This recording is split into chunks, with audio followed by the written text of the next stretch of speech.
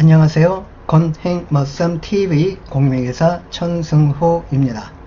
자, 이번 영상은 재고자산과 관련된 OX 문제를 한번 같이 살펴보겠습니다. 이 말문제 또는 비계산 문제 대비는 시간을 일부러 내가지고 한꺼번에 공부하는 것보다도 회계학을 처음 공부할 때부터 시험 당일까지 조금씩이라도 자투리 시간을 활용을 하여, 즉 대중교통을 이용할 때 또는 누군가 카페에서 기다릴 때 또는 잠자리에 들기 전에 기타 등등 이런 자투리 시간만 잘 활용을 해도 충분한 말 문제, 비계산 문제가 대비가 될 겁니다. 자, 재고자산 OX 문제 조금 이따가 같이 한번 살펴보겠습니다.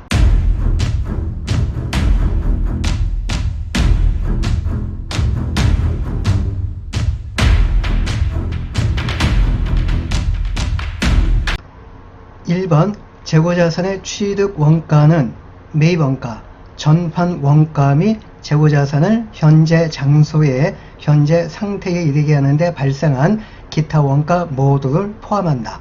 그래서 이 조문은 틀리게 출제된 적은 없네요. 그래서 관세사 2012년도 19년도 맞게 출제가 되었고 세무사도 2021년도에 맞게 출제가 되었습니다. 2번 매입 할인, 리베이트 및 기타 유사 항목은 매입 원가를 결정을 할 때 차감합니다. 이 역시 틀리게 출제된 적은 없어요.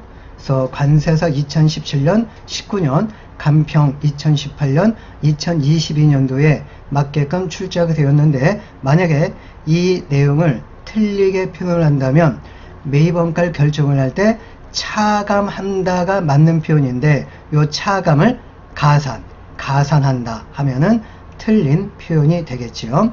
자, 3번 재고자산의 취득 원가에 포함할 수 없고 발생 기간의 비용으로 인식해야 하는 원가의 예는 다음과 같습니다.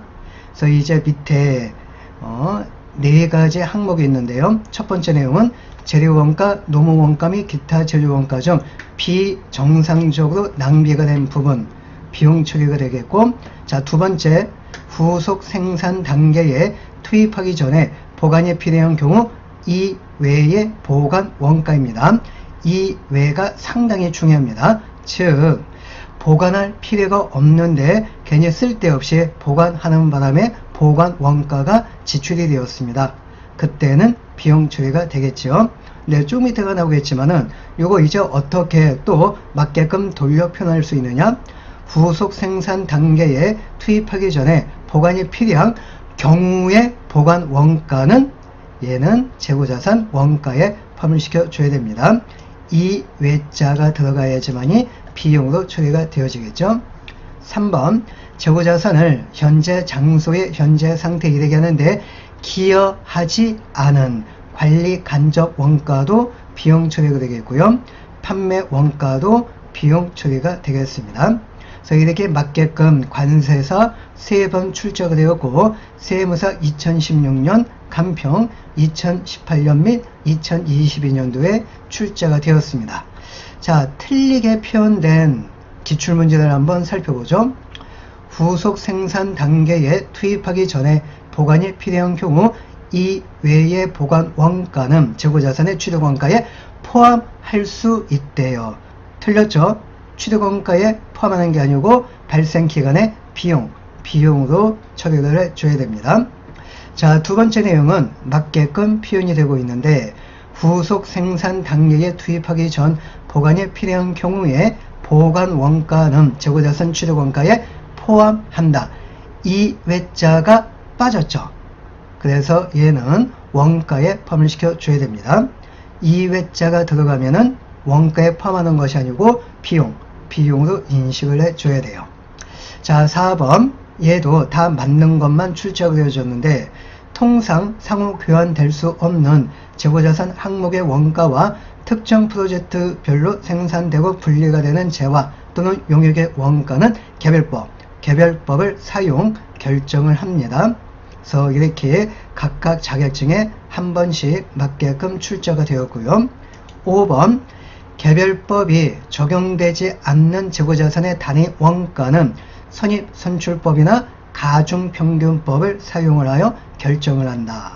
그래서 이렇게 맞게끔 간편 2022년도에 출적이 되었는데 후입선출법은 2010년도부터 삭제가 된 방법입니다. 즉 후입선출법은 이젠 인정되지 않는 방법이라서 자 밑에 이제 왜 틀렸는지 재고자산의 단위 원가는 개별법이 적용되지 않는 경우에는 선입선출법이나 후입선출법 벌써 틀렸죠? 또는 가중평균법을 사용을 하여 결정을 한다. 그래서 이렇게 틀리게 관세사 2010년도와 간평 2013년도에 출제가 되었습니다.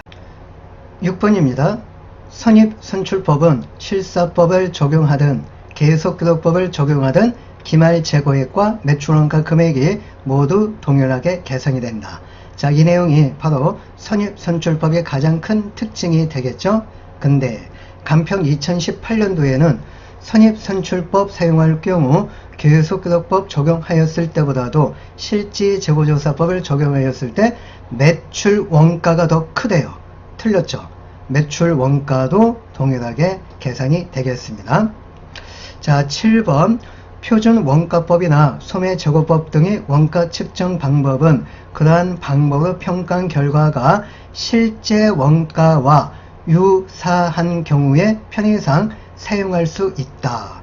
이렇게 관세사 2010년 11년도에 맞게끔 출적되었는데 자, 표준 원가법 평가 결과가 실제 원가와 유사하지 않은 경우에는 벌써 틀렸죠. 유사한 경우인데 유사하지 않은 경우에는 편의상 표준 원가법을 사용할 수 있다. 간평 2013년도는 틀리게 표현을 하였고요. 또 표준 원가법에 의한 원가 측정 방법은 그러한 방법으로 평가 결과가 실제 원가와 유사한 경우는 맞는데 뒤에 사용할 수 없대요. 틀렸죠. 유사한 경우에 편의상 사용할 수 있다. 이게 이제 맞는 표현인데 유사한 경우에도 사용할 수 없다. 이렇게 이제 틀리게 표현을 하였습니다. 관세사 2019년도 기출문제입니다. 자, 8번 요 부분이 좀 강제 규정이냐 선택 규정이냐 좀 헷갈릴 수 있는 그런 부분이 되겠는데요. 성격과 용도면에서 유사한 재고 자산에는 동일한 단위원가 결정 방법을 적용하여야 하며입니다. 강제 규정입니다. 유사한 경우에는 강제 규정, 유강. 성격이나 용도면에서 차이가 있는 재고 자산에는 서로 다른 단위원가 결정 방법을 적용할 수 있다. 차이가 있는 경우에는 선택 규정입니다. 이렇게 맞게끔 세무사 2021년도에 출제가 되었는데 자, 앞자 따가지고요. 유사한 경우에는 강제 규정이다. 유강. 차이가 있는 경우에는 선택 규정이다. 차선. 유강 차선입니다. 만약에 이거 이제 틀리게 표현을 하면은 유사한 재고 자산에는 동일한 단위원가 결정 방법을 적용할 수 있으며 이렇게 선택 규정 유선 하면은 이제 틀리는 거고요. 또 뒤에 차이가 있는 재고 자산에는 서로 다른 단위원가 결정 방법을 적용하여야 한다. 차이가 있는 경우에 강제 규정 이렇게 해도 틀리게 표현이 되겠습니다. 자, 여기 아마 제일 많이 출제가 되는 말문제 비계산 문제 형태가 되어지는데요. 자, 9번입니다. 재고자산의 지역별 위치나 과세 방식이 다르다는 이유만으로 동일한 재고자산의 다른 단위원가 결정 방법을 적용하는 것은 정당화 될 수는 없다 라고 하였죠. 즉 동일한 재고자산의 딴 단위원가 결정 방법을 적용할 수 없다는 겁니다. 돌려 표현하면 동일한 재고 자산에는 동일한 방법을 적용하여야 한다 라는 것이죠. 자, 이렇게 이제 틀리게 많이 표현이 되고 있는데요. 자, 세무사 2010년도는 요 후반 부분부터 한번 읽어볼까요?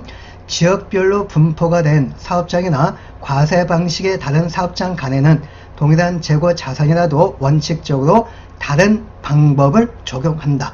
적용할 수 없다라고 하였죠. 정당화 될 수 없다는 것은 적용할 수 없다. 는 뜻하고 똑같은 겁니다. 자, 두 번째, 관세사 2012년도 동일한 재고 자산이라도 지역별 위치, 과세 방식에 다른 경우에는 다른 단위 원가 결정 방법을 적용한다. 예, 틀렸죠. 정당화 될 수 없다는 것은 적용하여서는 안 된다. 그 뜻입니다. 간평 2014년도 역시 앞의 내용은 똑같고요. 뒤에 재고자산에 다른 단위 원가 결정 방법을 적용할 수 있다. 적용한다도 틀리고요. 적용할 수 있다도 틀리는 겁니다.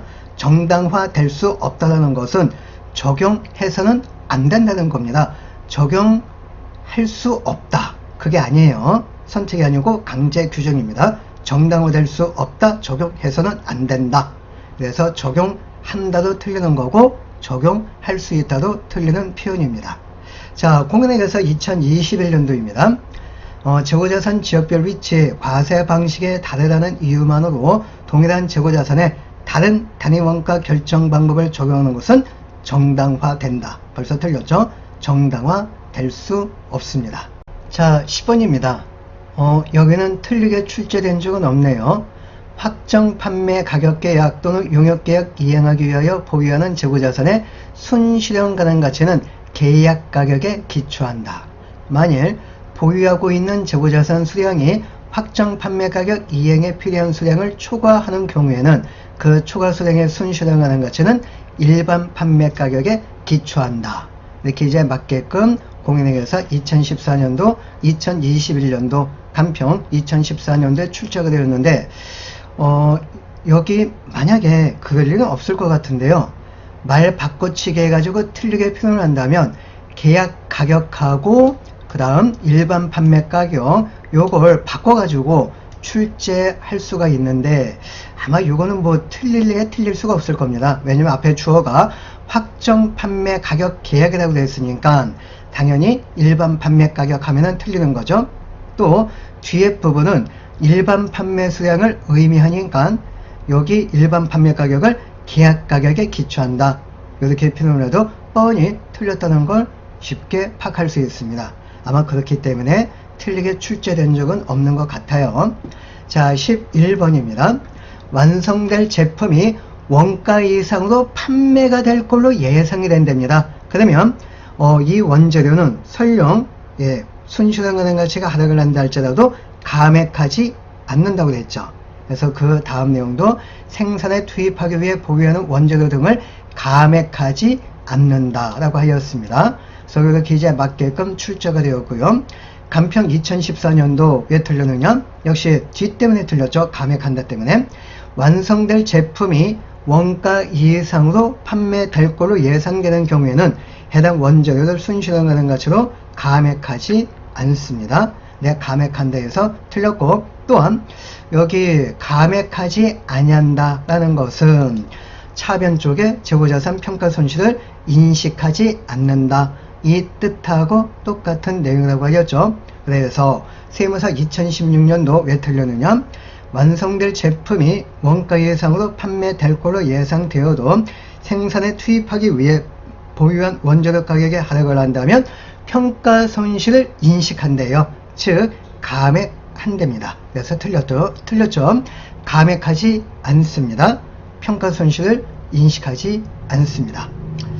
자, 12번 원재료 가격이 하락하여 제품의 원가가 순실현 가능 가치를 초과할 걸로 예상이 된대요. 즉 순실현 가능 가치가 하락을 했다는 거죠.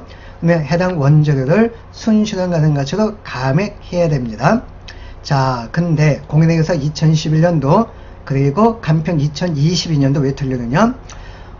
원재료 가격이 하락하여 제품의 원가가 순실현 가능 가치를 초과할 걸로 예상하여도 해당 원재료를 순실현 가능 가치로 감액하지 않는데요. 감액한다고 했죠.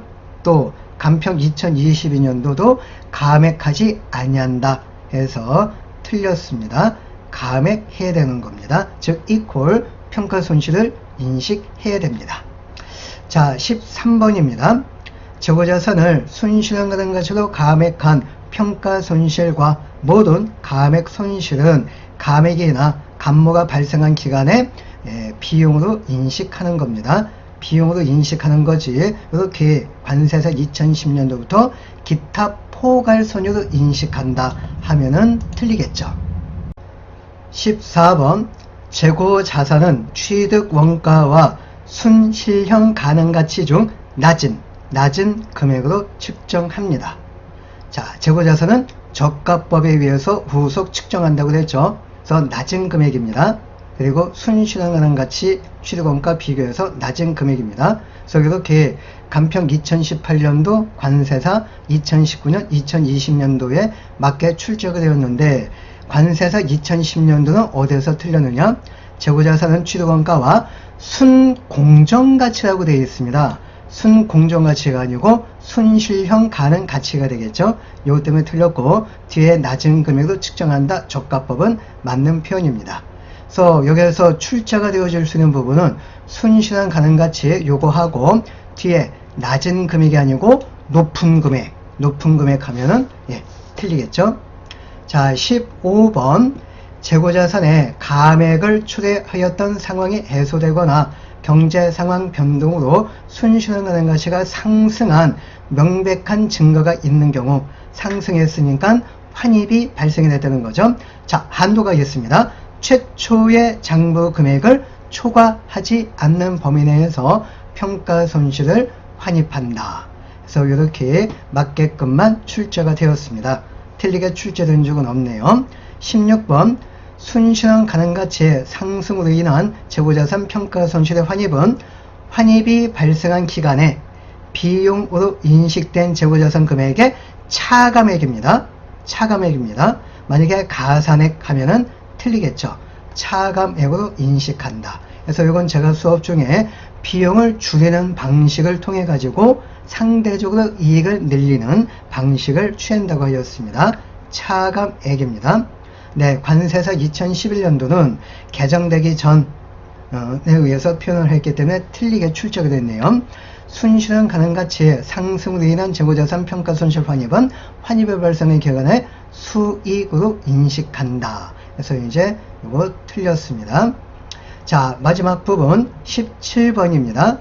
재고자산을 후불 조건으로 취득하는 경우, 즉 장기간에 걸쳐 분할 지급하는 경우 계약이 실질적으로 금융요소 이자 비용을 포함하고 있다면 해당 금융요소는 금융이 이루어지는 기간 3년이면 3년 동안 이자 비용으로 인식합니다.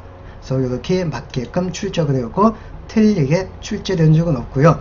이 내용은 비단 재고자산에만 적용되는 것이 아니고 유형자산에도 적용이 되고 투자 부동산에도 똑같이 적용이 되겠습니다.